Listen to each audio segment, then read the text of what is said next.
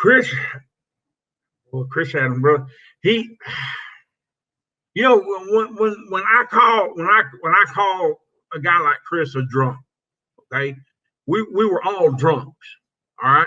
We stayed drunk as much as we could, and Chris, he went overboard, okay, and he got into some heavier stuff, but that's all. I don't that and he owed some people some money and all that, and I I don't believe I don't believe that one of the boys would OD. Chris OD, Buzz Sawyer OD around the same time, year apart.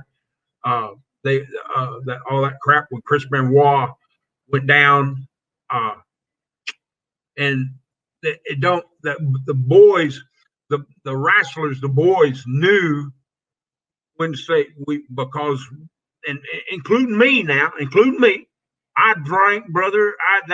I drank, and I had a can of snuff in my mouth. I put a whole can of Copenhagen in my mouth. Read Jimmy Valiant's book. I'm the dude that puts a whole can of snuff in my lip, and then, well, really, it was about 3 cans of snuff, but I had it packed in there, and it was Jimmy snuff. I'll tell that story later. But Chris, man, he tatered you in the ring wrestling. What you want to the rating on how good of a baby face you are, or how good of a heel that you were.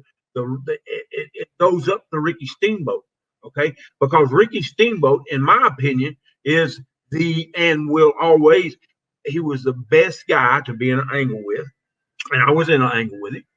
I tore his gym up and beat his and left his. It's still on eBay, and you can see it. Punch in Black Bart and go to shoot Black Bart shoot interview, and I got a list of stuff a mile long.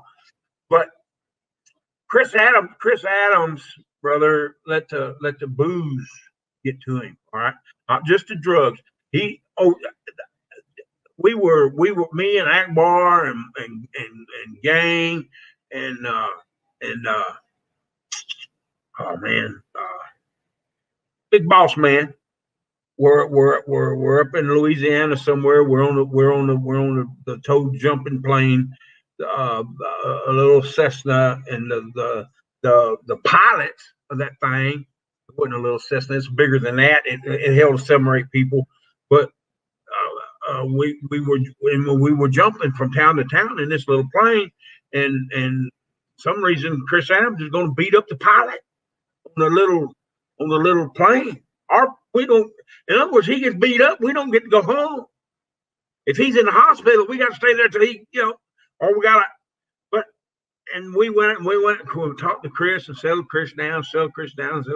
I'm okay. I said, brother, you're not going to hurt him, because you're going to have to hurt me before you hurt him. And it won't be a wrestling match. It'll be a fight, because I want to go home to my family. And he fumbled off and went off and got in his room. And I don't even think he was on the little plane. He caught another ride or something. I don't know how he done it. But he in the ring, and that super kick, brother, when he give you that super kick, most of the time, 99.9% of the time, he knocked your head off.